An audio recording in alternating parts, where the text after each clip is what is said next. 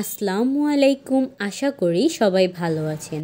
আজকে আমি কিভাবে খুব সহজে ফ্রাইড রাইসের রাইস আলাদা রান্না না করে একবারে সহজে রান্না করা যায় সেই রেসিপিটি আপনাদের শেয়ার করব। এই জন্য প্রথমেই আমাদের এই উপকরণগুলো লাগবে। তারপরে একটি প্যান গরম করে তাতে দিয়ে দেব ঘি। আপনারা চাইলে সয়াবিন তেলও দিতে পারেন। আমি ঘি এবং সয়াবিন তেল দুটোই দিয়ে দিয়েছি। এরপরে দুটো ডিম দিয়ে দেব।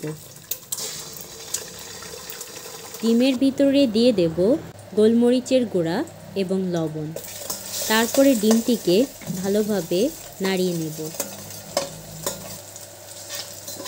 তারপরে ডিম হয়ে গেলে ডিমটাকে একটি আলাদা পাত্রে উঠিয়ে রাখব। এ পর্যায়ে আমি আবার সয়াবিন তেল দিয়ে দিচ্ছি এবং এতে দিয়ে দেব রসুন কুচি। রসুনটা একটু ভেজে নিয়ে তার ভিতরে দিয়ে দেব আগে থেকে কুচি করা গাজর কুচি,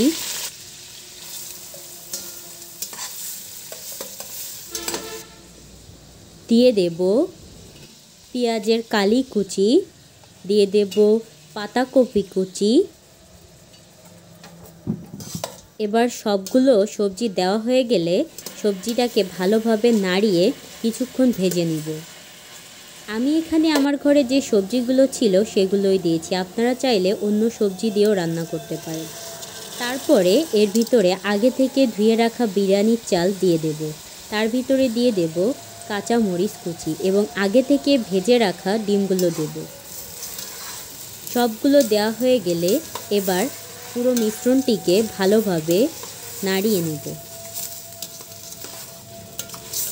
নাড়িয়ে আর কিছুক্ষণ জাল করে তার ভিতর দিয়ে দেব টেস্টিং সল্ট, দিয়ে দেব গোলমরিচের গুঁড়া, দিয়ে দেব টমেটো সস এবং দিয়ে দেব সয়া সস, দিয়ে দেব পরিমাণ মতো লবণ। সবগুলো উপকরণ দেওয়া হয়ে গেলে তারপরে আবার ভালোভাবে নাড়িয়ে কিছুক্ষণ ভেজে নিয়ে তার ভিতরে গরম পানি দিয়ে দেব।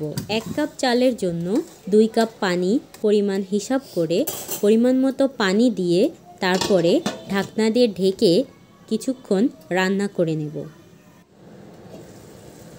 যখন দেখব প্রায় হয়ে এসছে তখন এ পর্যায়ে সামান্য পরিমাণ চিনি ছড়িয়ে দেব, এতে টেস্ট আরও বৃদ্ধি পাবে।